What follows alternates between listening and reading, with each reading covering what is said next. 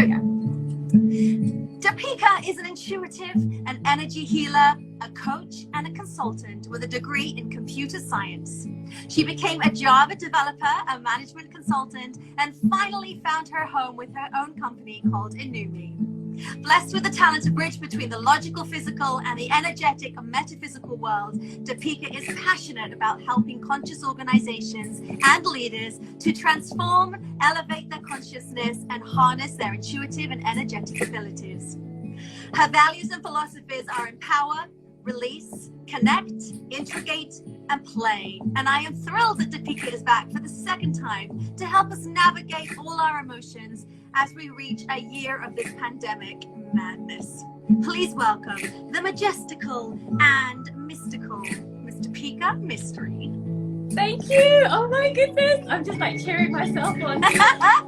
You should. Welcome. Is that, have you got a filter on? I might. If you go to the bottom right hand corner, there's a little smiley face with some little sparkles on it. Press that. There you go. And you can find yourself a fun filter. Gosh, I don't even know which filter to pick. Which one have you got? I know. I love it. I'm obsessed with it. Well, let's not go there because let's not go there right now. So let's say hi to Paula Lascal is here. Fantastic. Hyper.Sloth1. Welcome to the show. Depika, it was so lovely to bump into you this morning as we do on Clubhouse. Jumped into your show. I don't know if any of you know this Clubhouse, this is new social media thing. We can't really talk too much about it because it's in the beta form, but anyway, I don't know what we're allowed to say. But anyway, it was lovely to see you there. And I saw Depika give a reading and it was really lovely. I mean, talk about putting yourself on the spot. You don't know anybody, all you see is their name and a picture, and you just started giving all this wonderful, not advice, but telling what you felt to this lady, and honestly, you had her in tears. How did you know that you had this gift? Because you're science-based, and this is woo-woo, right? No, and plus I didn't believe in any of this stuff as well, so I thought it was all a bit BS, really, to be honest. I think it was when I burnt out. So like in 2009, I went through a major burnout phase from working seven days a week, 14 hours a day. And basically from there, what happened was that I heard this voice, and this voice kind of said to me, it's like, Depika, if you don't have your health, you can't work. If you can't work, you can't make any money. If you can't make any money, you lose the home that you've just got. So that was the voice that I heard that stopped me in my self-sabotaging track. And then also I had this sensation or another voice, which was kind of like out here. And it kind of said to me that, you know, this, and I had this feeling, I felt that there's got to be another way. There's got to be another way to do this. There's got to be another way to live.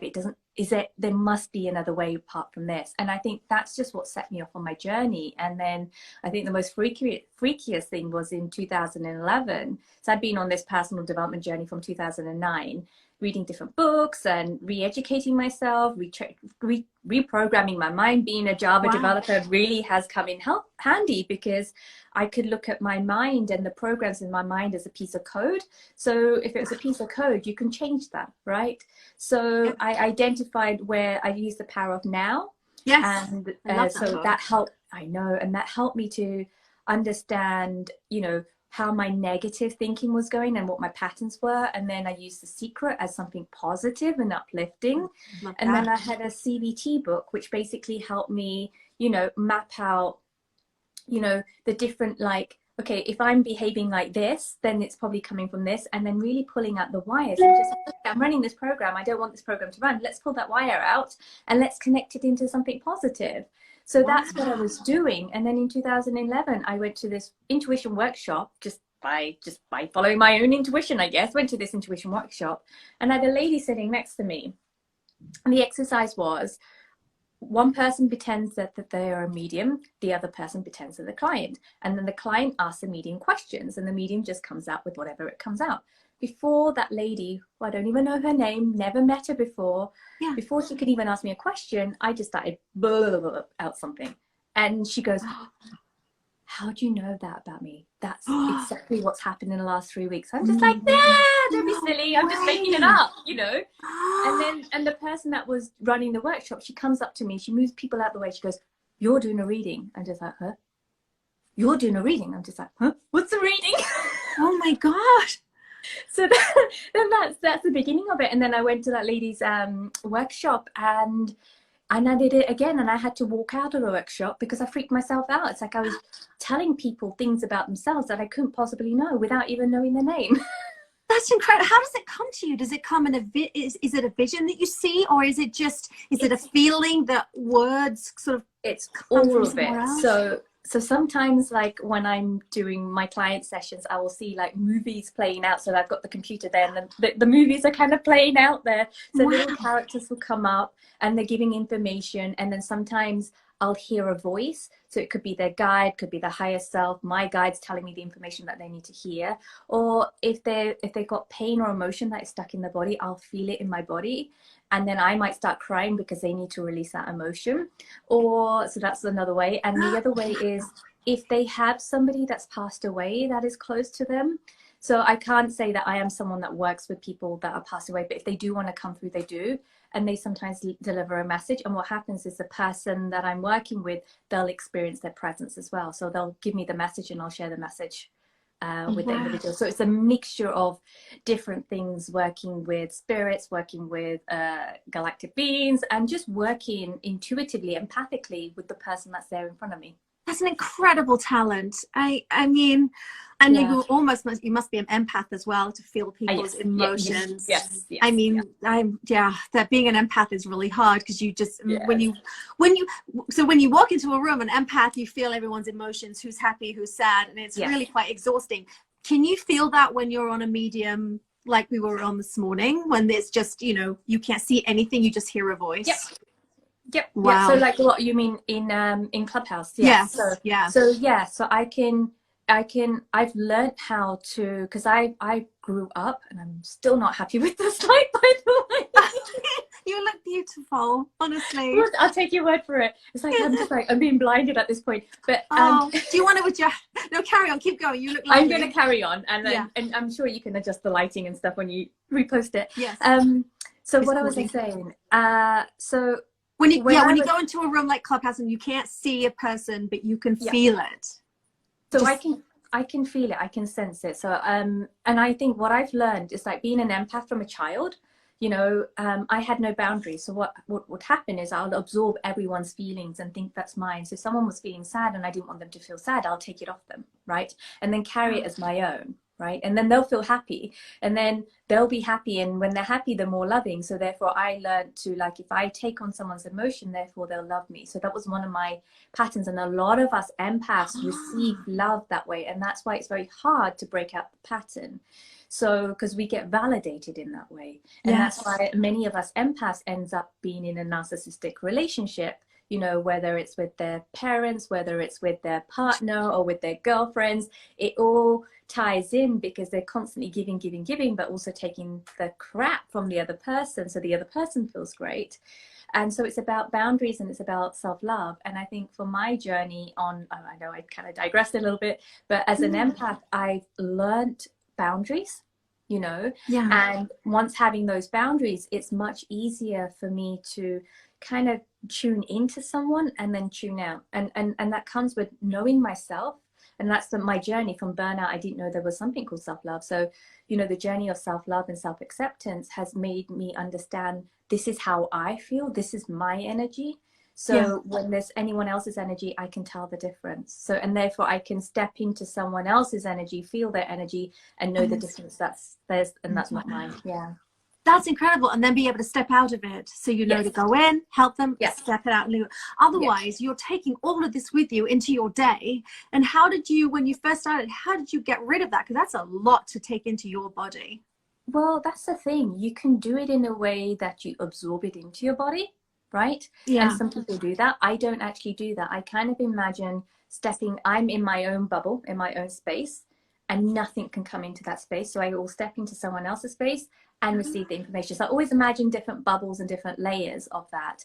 And I think there's different things. So sometimes if it was really intense and someone had, you know, more of a really dark, deep, you know, grieving energy, or more on the darker side of it, what I will end up having to do after a session is shake it out. So really take deep breaths, shake it out, open the windows. I have some essential oil sprays and just kind of cleanse myself. And if that doesn't move it, I'll have an Epsom salt bath or go out and into nature. But I know what works for me, you know, so it's finding what works for yourself, really, you know. Wow. And I guess for you that was just trial and error, because you didn't know it, you know, when you started all those years ago. Exactly. Wow.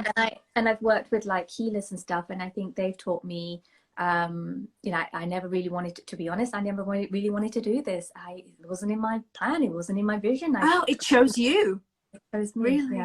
Wow. When you first heard those voices, because I had a weird thing at 16 where I had this voice, it scared the life out of me. This voice told me what I wasn't doing that I needed to do to get where, you know, to do what I wanted to do. And it scared the life out of me. Did it frighten you when you heard those? I mean, I listened to that voice. I was like, okay, I'll do it. But it scared me.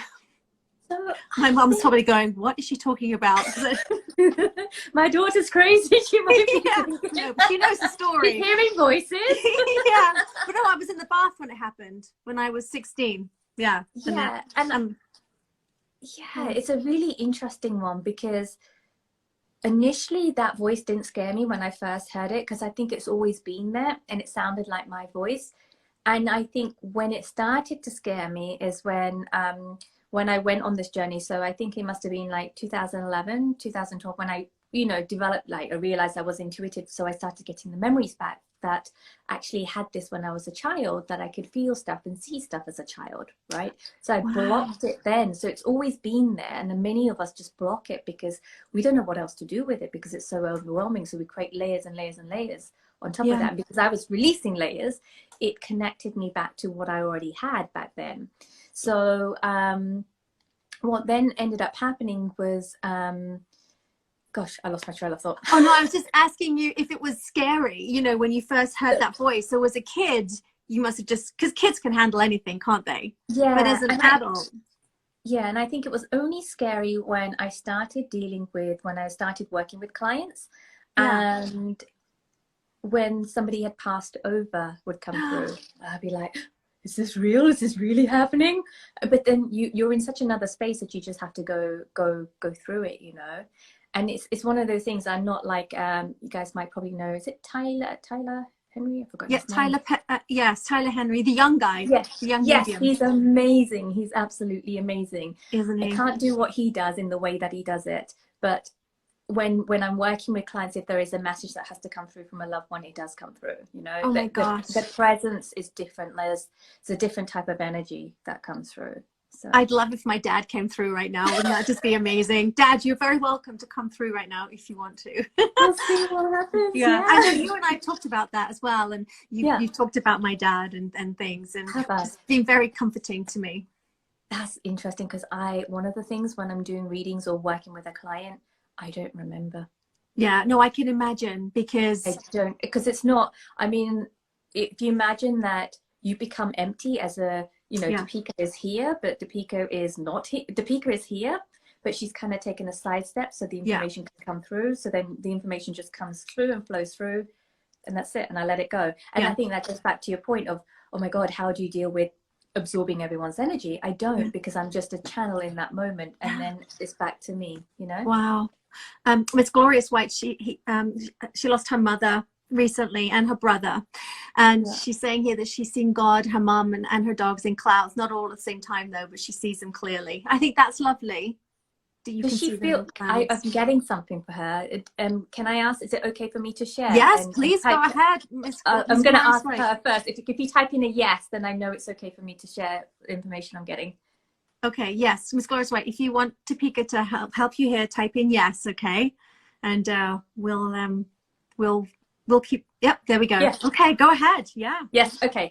So it's really interesting. They are there supporting you from behind. So if you feel, what you might get is like a breeze or a tingling sensation around your neck area.